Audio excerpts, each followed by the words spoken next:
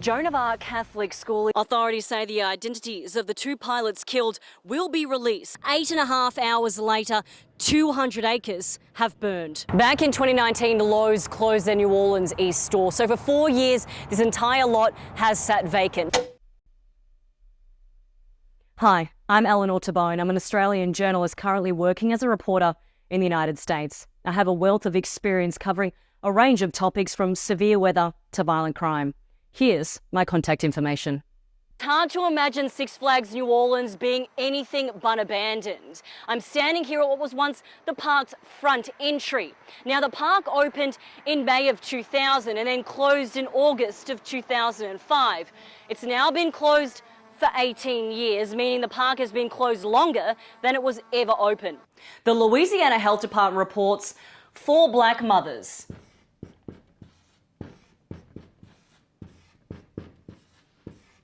die for every 1 white mother, and every 2 black babies die for every 1 white baby.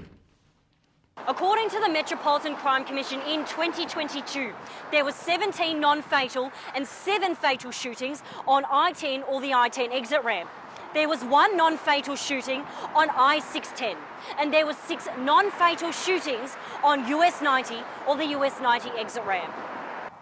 18 years ago, Hurricane Katrina devastated New Orleans, but this property here at 5700 Vicksburg has sat vacant ever since. Now, the weeds out of control. The grass hasn't been mowed. The front door is wide open, and the property is now home to rats and possums and anyone else looking for shelter. Eyewitness News begins with breaking news. The wind is pushing. You can see how strong it is pushing across me right now. But we heard from Jefferson Parish officials earlier. They said to conserve water because you don't want that sewage backing up into your house. Devon and Katie, I'm on Cleary Avenue. Now, we were trying to head right down Cleary. We cannot tell how deep the water is on the avenue right now. As we were getting further, it got really deep. Now, I'm going to show you these apartment complexes behind me. Sam's going to pan this way. Look how deep the water is here on these cars. You can see some of these lower cars up to their hubcaps over there. You can see cars along Cleary Avenue, one behind us right now. You can see how deep the water is over there. The rain has thankfully stopped. The wind is still blowing, but definitely not as hard as it was when we checked in with you both earlier.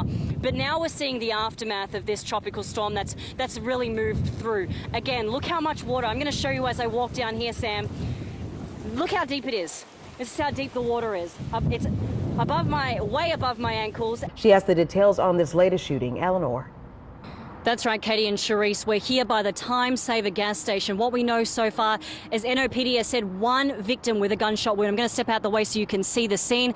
Very active. We're seeing many cops out here processing. We are here right now, and you just mentioned marching bands. We've got one going past us right now at the Crew of Proteus, one of the oldest parades to come down through Mardi Gras. As you can see, thousands of people are out here on Napoleon enjoying tonight's parade, the first parade of 2 here in Uptown. But I am here with Miss Janice and Robert, seasoned Mardi Gras professionals. It's the Leaning Tower on Montague Street. Now, the city say they took the owner to court back in 2015, and the owner actually started to repair this house. But that repair work slowly came to a halt. Nearly 10 years later, you're left with this, a decaying house that's now a danger to its neighbours. 2 families still aren't allowed home after a train derailed here in St James Parish, causing a hydrochloric acid leak. So, if reporting in the heat wasn't bad enough, I accepted the challenge. Fitted with gear, I decided to take part in the firefighter agility test. Firefighters train to get into their gear in under 2 minutes. Putting the 75 pounds of gear on in itself is hard, and I'm already sweating.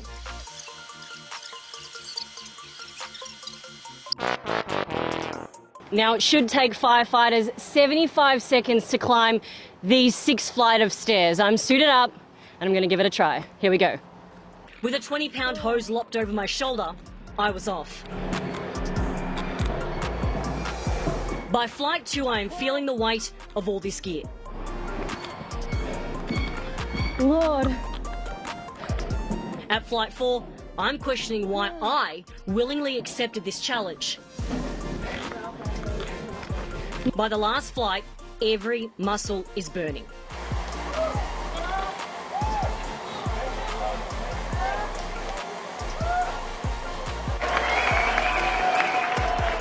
The pain isn't over yet.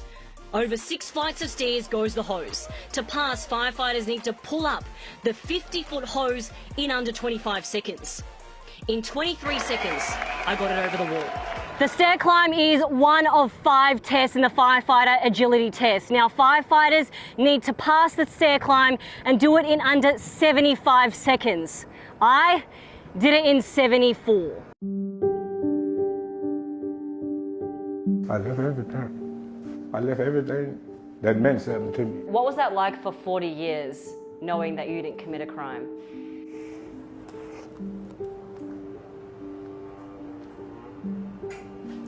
Well, kind of miserable, but you try to, block everything out.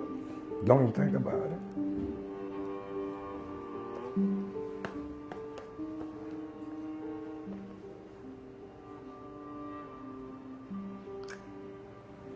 So, I just, we're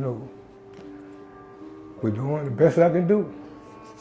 Just block it out and find other things. I occupy my mind, just to keep my mind off of where I'm at. In 1983, Jerry Davis was arrested for a crime he did not commit. In 1984, he was convicted of first-degree murder and sentenced to life in prison. The jury sparing him the death penalty. Thursday morning, Jerry was released from state custody. 40 long years. It's a long time to maintain strength.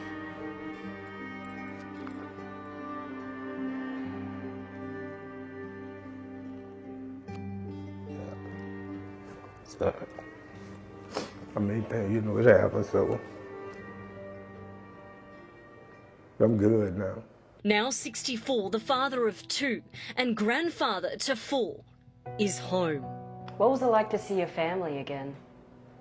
To hug them? Yeah, that was like the icing on the cake. A couple were visiting New Orleans.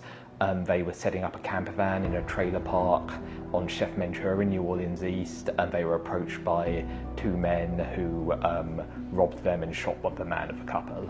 Innocence Project New Orleans legal director Richard Davis says Jerry wasn't even at the scene of the crime. A police informant who was facing a 24-year sentence for an unrelated crime approached the police and gave them information about this case. He named a second individual. The police then went to that second individual and said, "We know you were there." Richard says that suspect was in fact the actual shooter and instead pointed the finger at Jerry. The judge recently found that both the prosecution witnesses gave false testimony.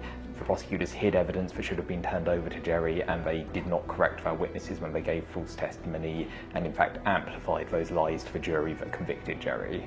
This is the day I've been waiting on. Jerry's big sister, just thankful to have her brother home. A lot of times I was angry, but I prayed a lot, and I knew it was going to come to this day. Jerry never got to say goodbye to his mum and 2 brothers who passed away while he was incarcerated. That's what I wanted. I wanted him to walk out while my mama was here.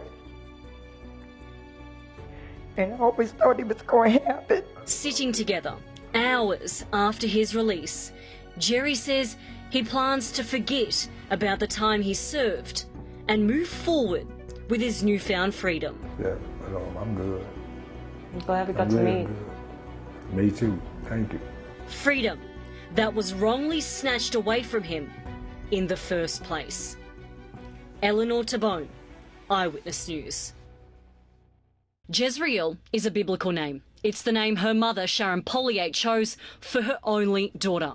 It's a name she's still calling for, but now there's no response. I pass her room, she wears a certain cologne, and I don't even want to go in her room, but you can smell it. Yes. She still smells that scent. that Jezreel sent like no other. Sitting together only 2 days after their daughter was violently snatched from them. Sharon and Gary are trying to understand why this tragedy happened to their family. First off, she was my baby. She was my baby. Not just my daughter, she was my baby girl. Gary says he and Jezreel had a special bond, one only a father and daughter share. I've been married for 34 years, but I've been a father to her for 24 years. And now one of the two women in my life is gone. For Valentine's Day, he'd buy both his special ladies something. We fished together. I taught her to fish. I taught her to swim. You know, she loves all of those things. And we would do it together sometime. We'd fish, you know, but she always wanted to dress up, decorate her, you know, do her face, do her nails. Now come Jezreel's 25th birthday in September. She won't be there to celebrate with her parents and 3 brothers, whom she left behind. And it just breaks you. You know, you just can't hold it. You just can't hold it. All I can do is call on Jesus, Jesus, Jesus. Jesus, Jesus, Jesus. NOPD says a mass shooting happened minutes before midnight Sunday outside Republic Nola, a nightclub on South Peters Street in the CBD. Police say Jezreel was killed and 11 were injured. Sharon says Jezreel planned to meet her friends inside. She was waiting to get in. Waiting to get in. Never made it in. Just after midnight came a call no mother ever wants to get. She called and she said, and she had a trembling in her voice. She said, "Is this Jezreel, Mama?" I said, "Yeah, what? What? She said, "Jezreel is dead." Oh, Lord. That first call, when I got that call, that's a call that I never thought I had for my child. A call that keeps replaying over and over again in her mind. We want to hug her, you know. Even fuss at her. I want to fuss at her sometimes. I want to say something, but she's not there. Their smiling daughter. You would know she's in the room. You know, you really would, because she just would just light up a room. Their only daughter. I had hopes for my daughter. I had hopes of her life, you know, getting her married, having children, you know, grandchildren. And you think about those things in life, and now they won't be happening. No longer here. And her seat at the dining table now empty.